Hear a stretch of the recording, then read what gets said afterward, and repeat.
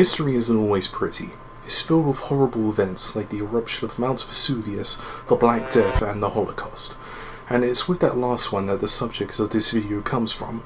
In the past, there have been single people who have caused the deaths of millions.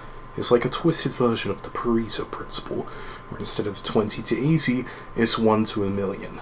This video will go over the top 5 mass murderers in history in order of kill count. Number 5. Joseph Stalin. As most of you will already know, Joseph Stalin was born in Georgia and quickly rose to ranks of the Communist Party in Russia, becoming one of its leading figures, eventually becoming the General Secretary of the party and after some power consolidation, becoming the dictator of the new at the time Soviet Union. Another thing you'll know is that Stalin was a power-crazed paranoid maniac who killed people on the slightest suspicion of disloyalty. We can absolutely say that he was directly responsible for the deaths of around 4 to 5 million people as a result of the Great Purge, Operation Lentil, deportation of the Tatars, Kulak deportations of Estonians, Germans, Poles, Balts and Ukrainians, deaths in the gulags, Germans killed in deportation, forced labor or war crimes, and German POWs. Now you might be asking, what about the Holodomor? Well, we'll get to that. Many of the higher numbers of Stalin's kill count are vastly overblown, and often used by far-right demagogues to make ideologies like fascism look less bad, like the infamous 60 million figure. But a lot of the larger famines were for the most part out of Stalin's hands, like the Soviet famine of 1932 to 1933, resulting in the deaths of 6 million people. I'm not defending Stalin here. He's a homicidal sociopathic maniac who kills millions for the stupidest reasons possible. Rather, I'm setting the record straight. Anyway, back to the point, we can make 2 exceptions, the Holodomor and the Kazakh famine.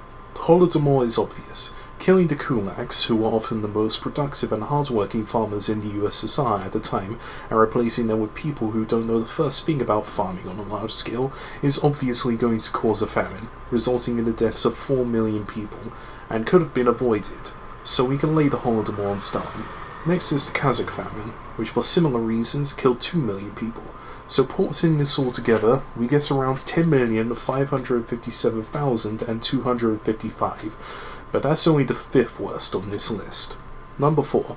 Temur the Lame, or Tamerlane. Tamerlane is often a figure overlooked in history, overshadowed by his much more infamous predecessor, Genghis Khan.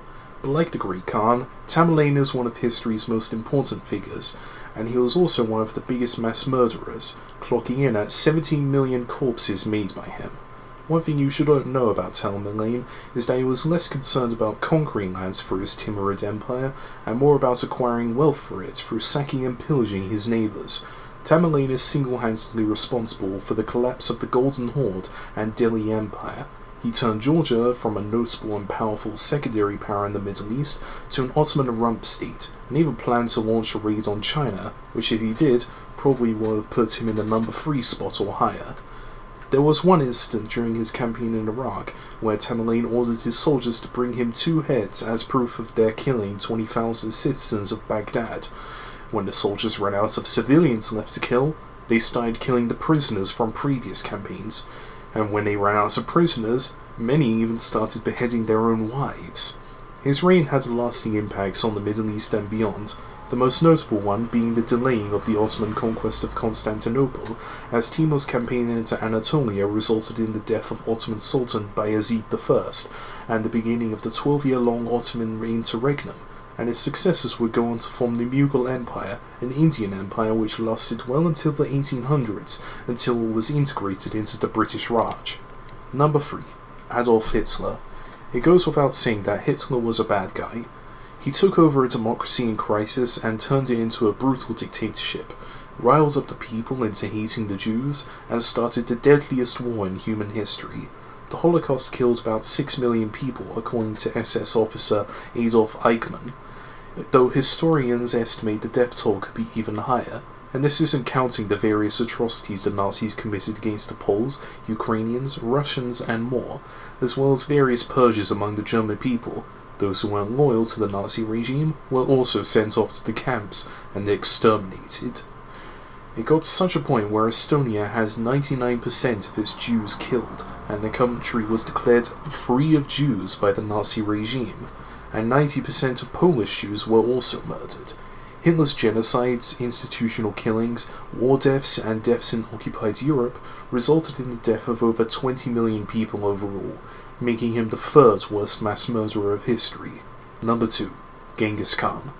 Genghis Khan is one of those figures in history that everybody remembers, or at least anyone who knows the bare minimum about history. He's on the same level as Alexander the Great, Julius Caesar, Winston Churchill, and George Washington. Everyone knows him, but little know about what it cost to get that historical fame. Genghis Khan was responsible for the deaths of 40 million people, and throughout the lifetime of the Mongol Empire, 11% of the world's population was killed. In China alone, tens of millions were slain during the brutal Mongol campaigns there, and was only stopped when one Yellow Chukai convinced the Great Khan to tax the local Chinese population rather than outright destroy them, as Genghis had previously planned for the vast plains of northern China to be turned into pasture lands for the nomadic lifestyle of the Mongols. Genghis was also exceptionally brutal.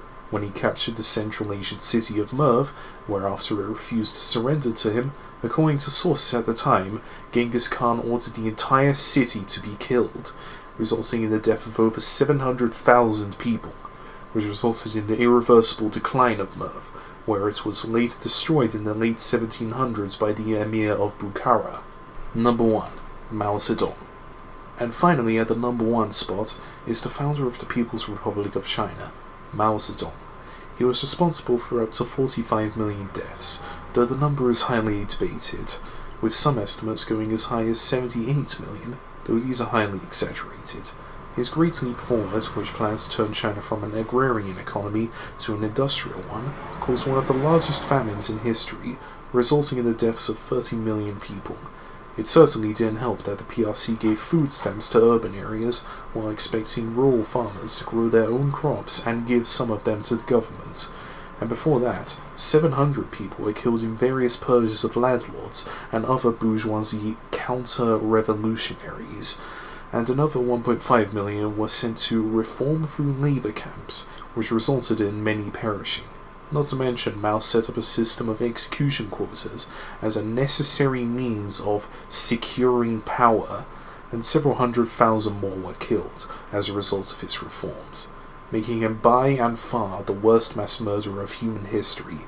He killed nearly as many people as the plague of Justinian, which killed upwards of 50 million. Thanks for watching. As I said earlier, history isn't pretty, and there are some real bastards out there. My verdict, unless you're dealing with steppe nomads, pick your leaders carefully, because you never know when a Mao Zedong, Hitler, or Stalin could show up and screw everything over, because he feeds you false dreams of paradise on Earth. If you liked this video, be sure to like and subscribe.